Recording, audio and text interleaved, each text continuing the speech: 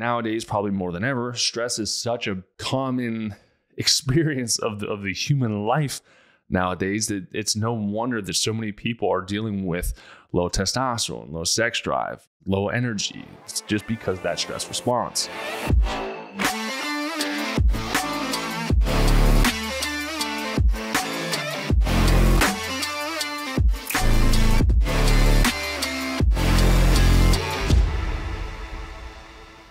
All right, welcome back to another amazing episode of the Doc Jacque Show.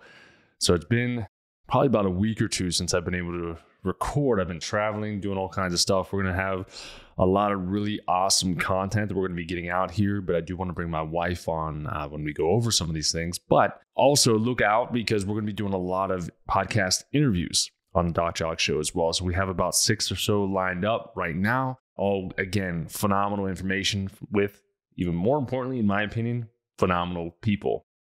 But what are we talking about today? Why did I wait this long, probably, to even have this conversation? This is something that, quite honestly, it's another one of those things that just really upsets me, really drives me nuts when people don't fully understand what's actually going on whenever it comes to testosterone. So we're going to go over the reasons why people are suffering with low testosterone, probably now more than ever before in our history.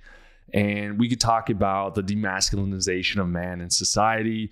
We could talk about, how men are being portrayed, etc. But instead of going into the more politically charged conversation topics, I'm going to go to the actual science on that. I'm going to go into what causes testosterone to be both given out, and then also let everyone know that testosterone isn't what's known as an end-stage hormone. Okay?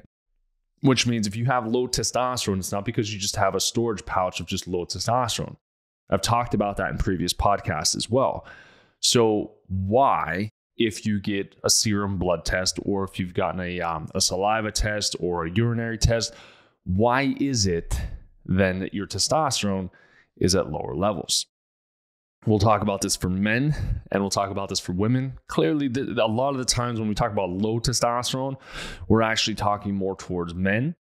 And then higher testosterone is actually more towards women, with the PCOS side of things. And then everybody's kind of included in between. You can go both ways on that. So let's dive into this episode. I have a bunch of notes here, so we're going to go through it. I love this topic, so let's get after it. All right. So when we're talking about testosterone, okay? Something that we talk about on this podcast all the time, or if you're a patient of mine, or if you're looking to become one, we talk about inflammation all of the time. And people are like, well, I'm coming to you for infertility, or I'm coming to you because I just have no sex drive, or, I can't focus, no energy, etc. What can you do for me? And I'm like, you know what? Let's get a stool test done. Let's see what's going on there. And then let's build a picture of who you are and why your body is the way that it is. And so we've had patients get pregnant just from doing a gut protocol with me, just because her body was inflamed, and it causes dysregulation of your overall hormones, and it causes you to have a difficult time getting pregnant. Pretty neat, right? But it's one of the most underlooked categories whenever it comes to your overall health. Okay, whenever it comes to your hormones, people think hormones, thinking about the testes, the gonads, etc. Female reproductive organs, the ovaries. Yeah, but those are also going to be a response organ, and what I mean by that is a response organ to inflammation in the body. Just like the thyroid or the heart is a response organ, it's going to adapt to your current environment internally as well as externally here too. So if we are inflamed, just that by itself is going to cause you to have difficult times with testosterone. Not just making the testosterone, but keeping the testosterone. We're going to talk about that so much, about keeping the testosterone the way that it's supposed to be, instead of overflowing or overflooding down into your estrogens. Okay? So inflammatory diet. Other things, common causes, this is going to be for more women here, but common causes of your low testosterone. For women, okay, it's going to be low ovarian output, and it's going to be low adrenal output of your testosterone. So clearly women don't have testes, so we can't categorize production coming from testes, but we have the female equivalent of that, if you will, that does allow for proper production of testosterone. The adrenal glands are really important, especially for women, because the adrenal glands give that precursor of the DHEA. More DHEA we have and we can use, the more we can actually create testosterone. Pretty awesome. All right, what else can do this? So low precursors. So again, your DHEA and your androstenedione, however you want to pronounce that one, your low DHEA. It's like trying to build a house. If we don't have enough bricks to build a house, the house isn't going to be complete, or it's going to be insufficient. Same thing happens with your testosterone. So the better we can do with our building blocks, the better our testosterone output can be. This is also why women are very, very, very sensitive to that emotional stress, pregnenolone stealing all of that pregnenolone, progesterone, your DHEA, and then you don't have any type of output or precursor for your testosterone. So women can see a very quick drop in testosterone just from a stress response in the body. The men are a little bit more resilient because not all of our testosterone is made from DHEA. And with the adrenal glands, we have an actual manufacturing center that makes our testosterone for us. And maybe that's by design. Well, obviously it's by design, but it's pretty cool to think about that whenever it comes to why you might have high or why you might have low testosterone. We can also have issues with the HPA axis or the HPG axis, the hypothalamic, pituitary, and the gonadal axis. And so what that means is messages coming from the brain coming down to the body. We have certain things that are produced, luteinizing hormone, those types of things are what can actually allow for proper production of your testosterone to come through. So if we have a breakdown in one of those axes due to, again, could be just chronic stress, it'll cause a decrease quite rapidly of testosterone. And nowadays, probably more than ever, stress is such a big, common experience of the human life nowadays that it's no wonder that so many people are dealing with low testosterone, low sex drive, low energy. It's just because of that stress response. We can also have an issue with diabetes. Now, this is another one that goes both ways here for men and women. Diabetes is running rampant. We used to have adult onset diabetes. Now it's just type 2 diabetes because now children are getting to be diabetic. And we're in this current health crisis. And you're like, well, what do we do? Well, stop eating the horrible processed sugar. Make sure you get adequate sleep. Make sure you have proper blood sugar regulation. You can do intermittent fasting. You can do full fasting for this stuff as well. I would advise you to work with somebody like myself if you are choosing to do one of those, just to make sure as a woman, it can cause you to have a little bit more problems down the line if you're not cautious, if you're not careful with how you're doing this. Okay. Just letting you know there. So diabetes can cause low testosterone, elevated SHBG, sex hormone binding globulin. All right. So sex hormone binding globulin, basically this ball of gum that more or less, again, just analogy wise, it's this ball of gum that goes around and it binds up all the sex hormones. So if we have a lot of it, then we're going to have a little bit of our sex hormones. Testosterone becomes victim to that. And there's certain reasons that can happen, which we'll get to a little bit later on. But again, if we do a serum test, we see high sex hormone binding globulin associated with low testosterone. Well, we know it's not a low testosterone issue. It's a high sex hormone binding globulin issue. So we need to address that, free that up, and then you get higher free testosterone. Pretty simple. Then there are medications. Medications like glucocorticosteroids. We'll go into like the heavy duty into those categories. Opioids, or another one, are painkillers, and Accutane. Accutane, I don't even know if they're still using Accutane. I'll have to look into that. But it was big whenever I was in high school. It came out. I remember I actually took it because I didn't know any better. I had skin issues. It was coming from my gut and all kinds of other things, which we'll get to probably in a later podcast. But I remember on the back of the Accutane pills, it had a picture of a pregnant woman with a giant red circle with a line through it. Like, do not take this if you're pregnant. They were tracking all of my blood. I think it was cholesterol that they were looking at. I don't remember back in the day, but I would have to go into blood work every single month to make sure that I wasn't going to fall victim to one of the many, many side effects of Accutane. So that's something that, again, if they're still giving that, if you're a kid growing up, a teenager, et cetera, and they're offering Accutane, there's so many other options out there besides that. and Accutane has a pretty detrimental effect and impact on your health. So be very, very, very careful with that. But if you've had a previous use of it and you're like, hey, I've always had low testosterone since, there's things that we can do to kind of wake that up again so that way you can start to produce testosterone again, much like myself. Okay. Then there are also mineral deficiencies. One of the big ones you'll see with testosterone is going to be zinc. Zinc is huge whenever it comes to testosterone production. Boron is another one that they usually go, if you see like a testosterone support, hormone support for testosterone, libido, you'll usually see zinc and boron both thrown in there. And you'll throw in like a Tongkat Ali, long jack, things like that to also help with that type of output. Okay. Now for men, oh my gosh, the men category, there are so many causes for why men have low testosterone.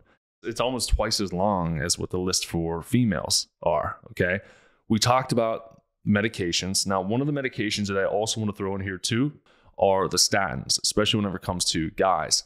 Now, we talk about pregnenolone all the time, but remember the precursor for sex hormones, with like the backing, the foundation of a sex hormone is going to be cholesterol. If we're taking a cholesterol lowering medication, then we're going to have less cholesterol to make testosterone or hormones or nervous system tissue or brain tissue. I hate statins so much. And this is something too, if you're looking at tests, I want to teach you something here. So say, for example, we're looking at just blood serum, testosterone. Testosterone is really, really low. And then you look over and you see that your cholesterol number is higher. And you're like, whoa, the doctor's going to want to treat that high cholesterol. And I have to figure out what's going on with this low testosterone. Now, that can be a response, right? So the majority of our cholesterol is actually produced in our liver. We do that ourselves. Yes, we can get cholesterol in from our dietary intake, but our body kind of handles that whole thing for us. So if your body chose to produce more cholesterol, there are so many reasons why it may be doing that. If you have low testosterone, then your body, your liver's like, hey, Jacque, you need more cholesterol so that way you have more to work with for your testosterone. Or it could be, I have inflammation or damaged tissue somewhere and I need more cholesterol to help with the healing of that process, which then would cause more cholesterol sparing to go into your testosterone building after it's all said and done. That's why we see a lot of inflammatory bowel disease issues with low testosterone. It's because your body is putting out the fires in the gut and it's using all of your cholesterol to heal something that's vital to you. So it's going to sacrifice your testosterone in the meantime. Totally smart, totally brilliant, totally your innate intelligence. So amazing. So statin drugs, if you're on them, I can't tell you to get on or off any medications, but I would say have a serious conversation with your doc and say what you choose to say, but you'll be just fine coming off of them. Okay. Make sure you address that underlying cause and understand why your cholesterol was high to begin with. And if you actually look back at the reasoning for why cholesterol numbers are the way that it is, or the way that they are, it's horrible. It's so stupid.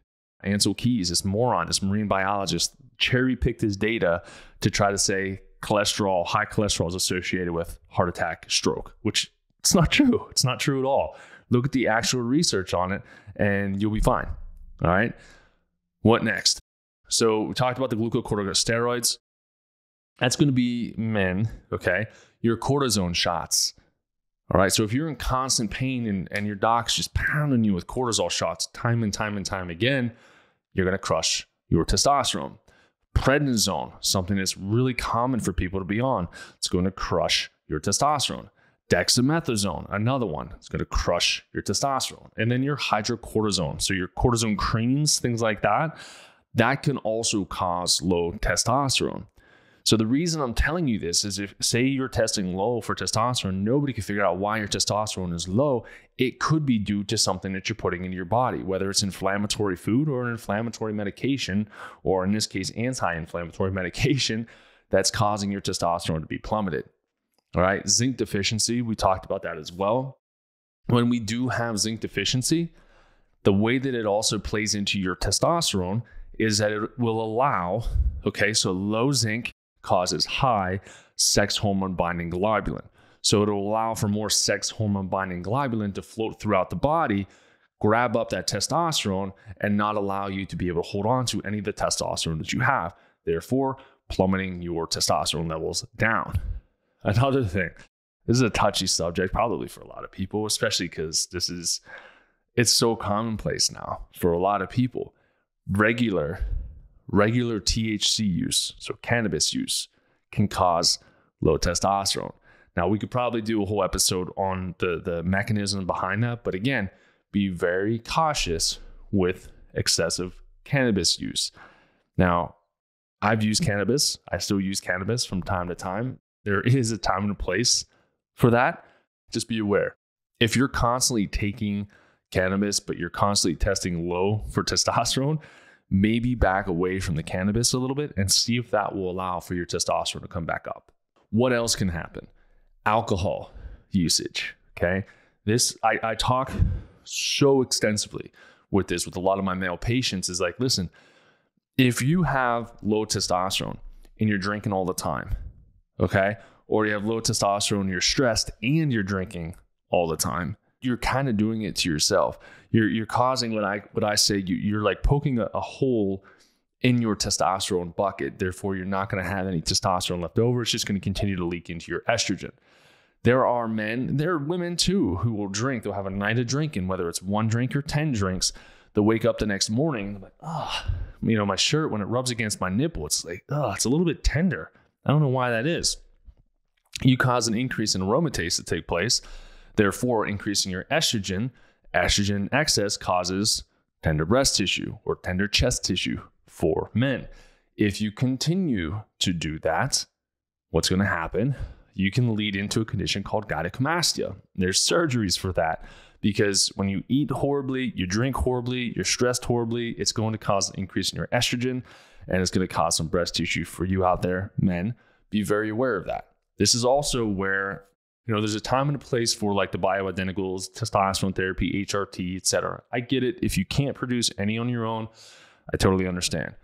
But if we are synthetically putting in testosterone, okay, but you're still doing the lifestyle habits that cause the testosterone to be low to begin with, you're just using so much more testosterone to cause a much larger scale problem with estrogen. Remember, estrogen, if it goes too high, estrogen can lead to different types of cancers due to its increase in cell proliferation. Okay? So if we're supplementing in and we're like, hey, I'm going to take some HRT, but you're still doing the same thing that made your testosterone low to begin with, you're just going to be doing so much more damage to your body. So be very, very, very aware of that. Right? HRT is not a cure-all. Some people will feel great at first, and then all of a sudden they're like, whoop, I can't even put a shirt on because it looks like I have boobs. Why? Well, because you cause it to aromatize into your estrogen. Just be aware. We talk about age. As men age, yes, sometimes you can have our testosterone levels go down. You don't really see that much of a correlation between age and that, especially because there are people now in their 20s and 30s with low testosterone, so we can't chalk it up to age. Just like adult onset diabetes, it wasn't because you're an adult and you get diabetes, it's because you had blood sugar dysregulation. Same thing here. We have so many different lifestyle factors that can cause you to have lower testosterone. We have sleep disturbances. So one of the things that a lot of my fitness competitors that I work with, we talk about this all the time too, is that if we're not sleeping, we're not growing. People stay up too late. They work too late. They work too hard. So you'll stay up till 1 in the morning, and then you'll wake up at like 4 in the morning because you want to get up at 4 and be a warrior. You get like 3 hours of sleep and you're like, I can't keep up anymore. My testosterone's down. I have no sex drive. I have no libido. I have cravings for sugar. I don't know what. It's because you're not sleeping. When you have sleep disturbances, it can be very detrimental to your overall growth output, growth hormone output, as well as your testosterone output. It will also cause insulin issues. So it can cause insulin resistance, which can then cause you to crave more sugars, cause more issues with how you handle the sugar that you take in, and therefore causing more of a conversion, type 2 diabetes, but again, more of a conversion to that overall estrogen or your estradiol, basically your E2. Okay. Increased aromatization. I think we kind of beat the dead horse on that. Talk quite a bit on that.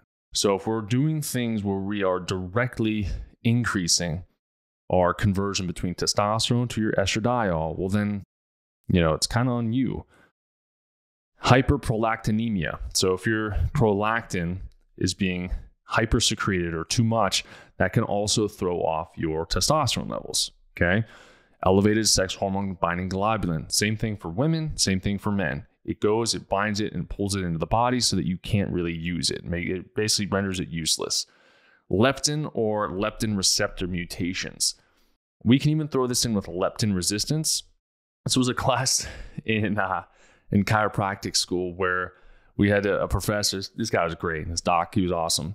And what he would say is you'd have lean leptin, okay, and like hungry ghrelin, I think was what it was called. I don't remember the exact association with the ghrelin, but leptin makes you lean. It basically tells you stop freaking eating.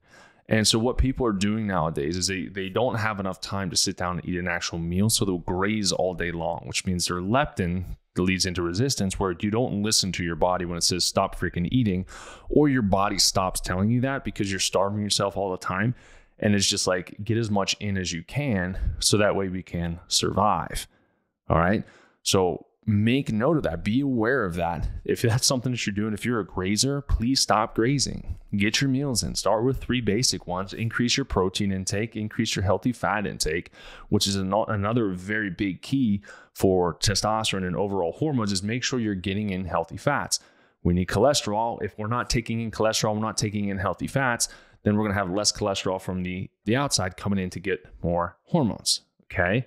So those of you who are deathly afraid of fats, well, you're going to cause your testosterone to be lower. And then again, it's kind of on you at this point. You now know, so now you can control it. We can have issues with testicular infections. This is like the more severe stuff. If your testicles are swollen, inflamed, painful, etc., get that stuff checked out. So that way you can see if you do have a testicular infection. Testicular cancer can also cause decrease in your testosterone levels. So again, just be aware of that. We have different things as well. There are actual autoimmune conditions where it'll go after certain cells down in the testes called the Leydig cells. And those are what actually allow for production of your testosterone.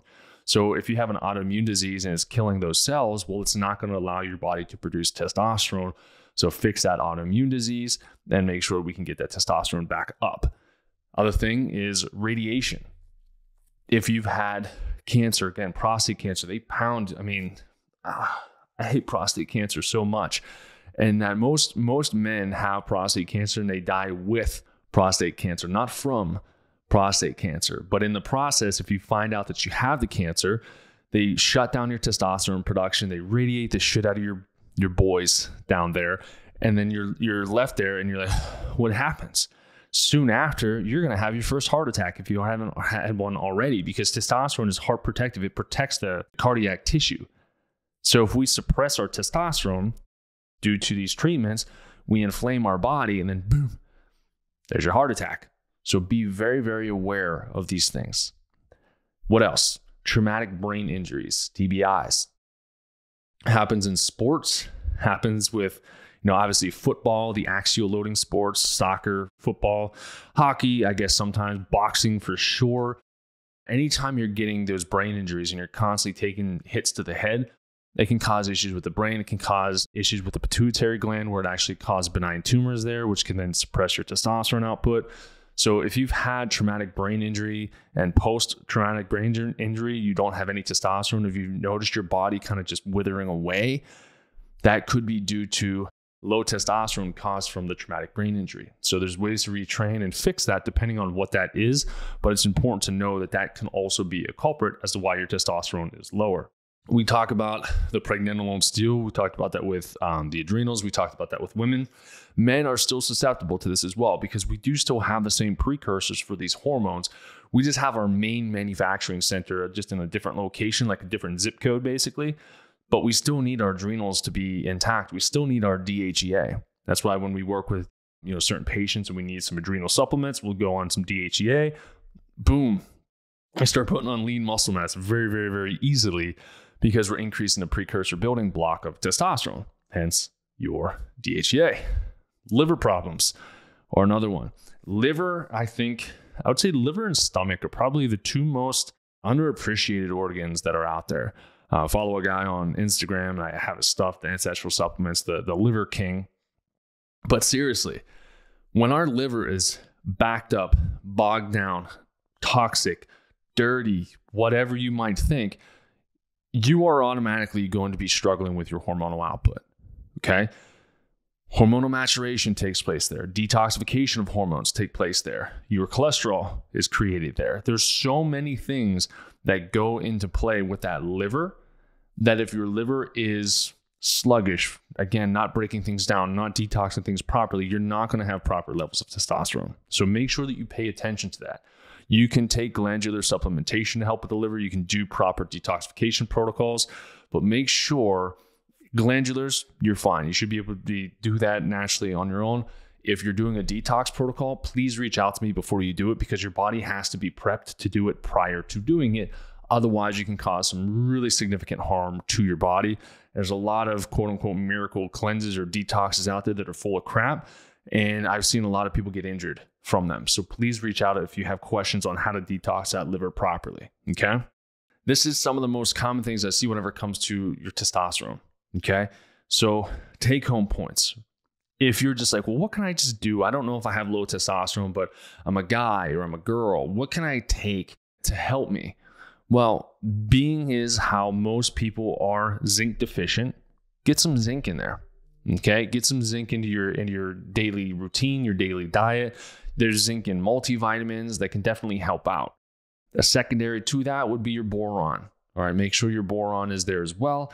And then assess, go through this, listen to it multiple times, download it, whatever, because you can go through, and I can almost guarantee you can find at least 2 to 3 things that you do on a daily basis that you are now aware of is going to cause a decrease in your testosterone.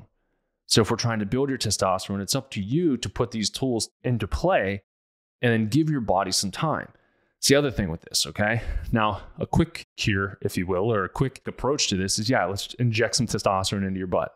Okay, let's do it, right? But that, again, it doesn't get to that underlying cause. Plus, you lead to a whole bunch of different issues further down the line. Increase in fibrinogen, clotting factor goes up. We can have a higher risk for heart attack, DVTs. It just doesn't work anymore. Overconversion of estrogen, which can cause cancer. There's a lot that goes into this stuff that it shouldn't be as commonplace as it is. Try implementing these things in. Testosterone, if you inject it, can it get into your body pretty quickly? Yeah. Give it a couple weeks and boom, testosterone levels, you do a serum blood, your testosterone level is going to be up. Okay. Thousands, whatever, however many cc's or milligrams per cc that your injectable is. Yes, your testosterone will go up. It's a medication. It is going to force your body to have high levels of testosterone. Okay. So when we talk about the natural stuff, people are like, well, I want high testosterone now. Well, to find the cause, eliminate the stress, fix the adrenals, fix the gut, fix the diet and lifestyle so that you're not drinking alcohol all the time, you're not eating a bunch of processed foods. These types of things can take time. It can take a couple months, it can take a year, it can take longer than that. It depends on how much damage has been done.